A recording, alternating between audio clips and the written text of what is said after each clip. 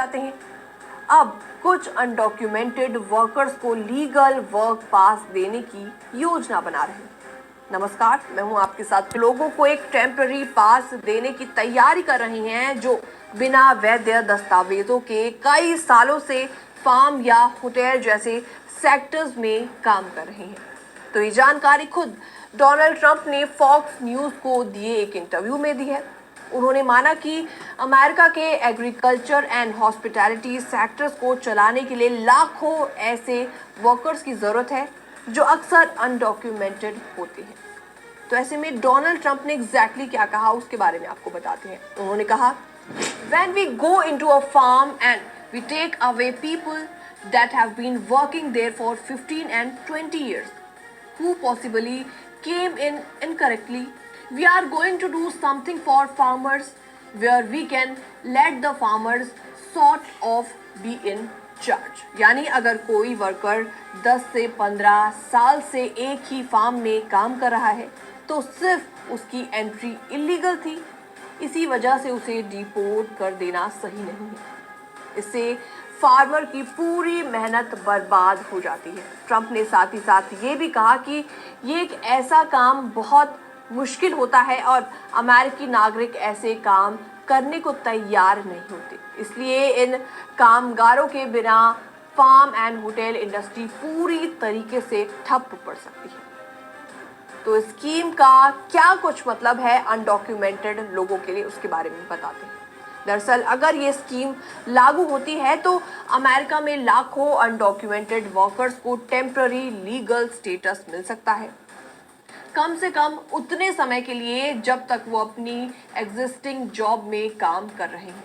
ये स्कीम खासतौर पर भारतीय, Mexican and central American workers के लिए फायदेमंद हो सकती है जो सालों से खेतों में, डेयरी और होटल सेक्टर्स में काम कर रहे हैं, लेकिन ये फिलहाल फाइनल नहीं है। ध्यान देने वाली बात इसमें यह है कि ये स्कीम अभी सिर्फ प्रपोज्ड स्टेज में है।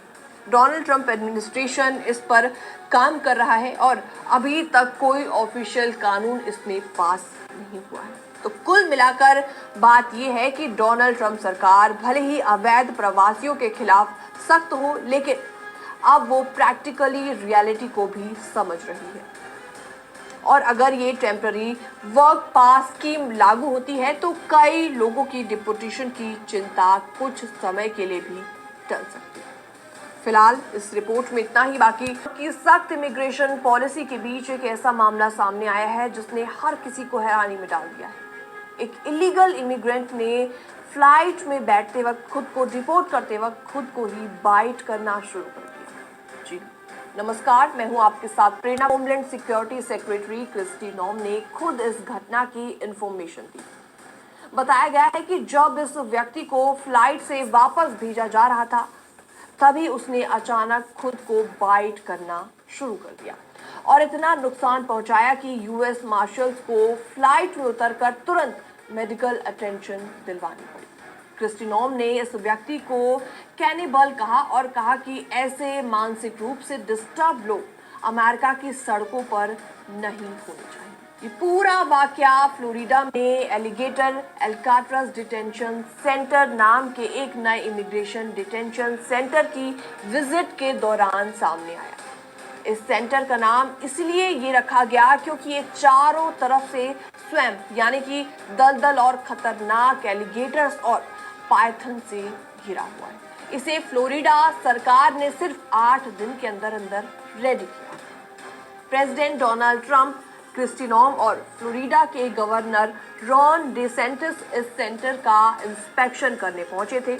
उनका कहना है कि जो लोग सेल्फ डिपोर्टेशन नहीं करेंगे यानी खुद से अमेरिका छोड़कर नहीं जाएंगे, उन्हें ऐसे डिटेंशन सेंटर में भेज दिया जाएगा और फिर डिपोर्ट भी कर दिया जाएगा और शायद दोबारा अमेरिका आने का उनको मौका भी नहीं मिलेगा, उनको बैन कर दिया जाएगा। न्यूयॉर्क पोस्ट की एक रिपोर्ट के मुताबिक इस सेंटर में फिलहाल 1000 लोगों की रहने की कैपेसिटी है, लेकिन आगे चलकर इसे 5000 डिटेनीज तक एक्सपेंड भी किया जाएगा। तो अब चलिए बात करते हैं आंकड़ों की। तो डोनाल्ड ट्रंप सरकार के आने के बाद डिटेंशन में रखे गए इलीगल इमिग्रेंट्स की संख्या तेजी से बढ़ती जा रही है। जनवरी में जहां 39,000 लोग फेडरल डिटेंशन में थे, अब यह आंकड़ा बढ़कर जून 15 तक 56,000 हो चुका है। डोनाल्ड ट्रंप एडमिनिस्ट्रेशन का मानना है कि जो बाइडेन की सरकार ने अमेरिका की बॉर्डर्स बहुत ज्यादा वहां पर ढील छोड़ी थी, जिसकी वजह से लाखों लोग इलीगल तरीके से कंट्री में घुस आए। और अब ट्रंप का मिशन इन सभी को आइडेंटिफाई करके पकड़ना और देश से बाहर निकालने का है। इसी बीच क्रिस्टी नॉम ने सख्त लहजे में यह भी कहा कि ऐसे लोग हमारे बच्चों के साथ या हमारे कम्युनिटीज में नहीं रहने चाहिए। अमेरिका एक सेफ एंड स्ट्रॉन्ग कंट्री है और उसे ऐसे खतरनाक लोगों से बचाना बेहद जरूरी है। तो इस पूरे मामले में एक बात तो साफ है कि अमेरिका अब इलीगल इमिग्रेंट्स को लेकर और भी ज्यादा अग्रेसिव मोड में आ चुका है। और अगर कोई ऐसे एजेंट आपको कहे कि चुपचाप निकल जाओ, कोई भी नहीं पकड़ा जाएगा, तो सावधान हो जाइए, क्योंकि आज नहीं तो कल पकड़े जाने का खतरा 100% है। फिलहाल इस रिपोर्ट में गुना ज्यादा खतरनाक हो गया है और सबसे बड़ा झटका भारत के उन परिवारों को लग रहा है जो अपने बच्चों को अकेले बॉर्डर पर भेज रहे हैं।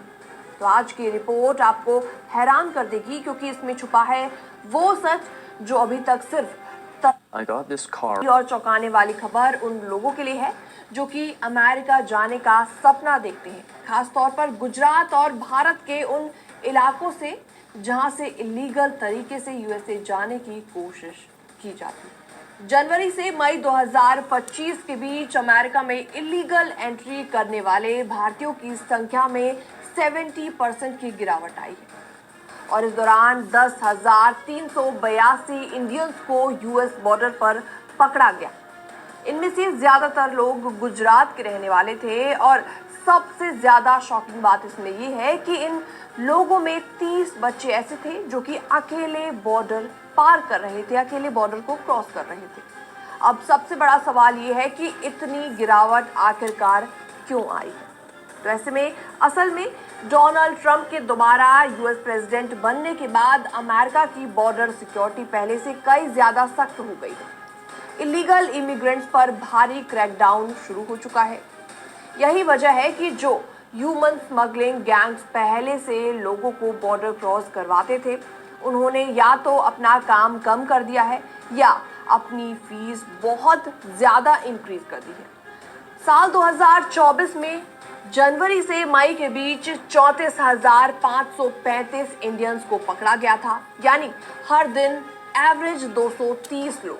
जी हाँ, लेकिन इस साल यानी 2025 में ये डेली एवरेज गिरकर सिर्फ और सिर्फ 69 रह गई है।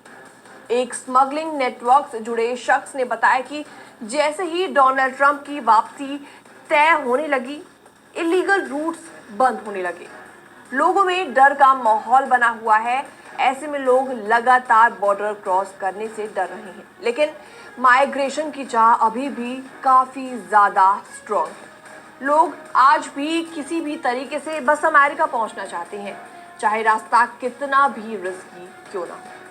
US customs and border protection यानी कि यूएससीबीपी के डेटा के मुताबिक सिर्फ इंडियंस ही नहीं बल्कि बाकी कंट्री से आने वाले लोग भी काफी ज्यादा तादाद में हैं, जिनकी संख्या भी काफी ज्यादा कम हुई है। जनवरी 2025 में 81,000 से ज्यादा लोग पकड़े गए थे, लेकिन फरवरी में संख्या घटकर सिर्फ 28,000 के आसपास ही रह गई।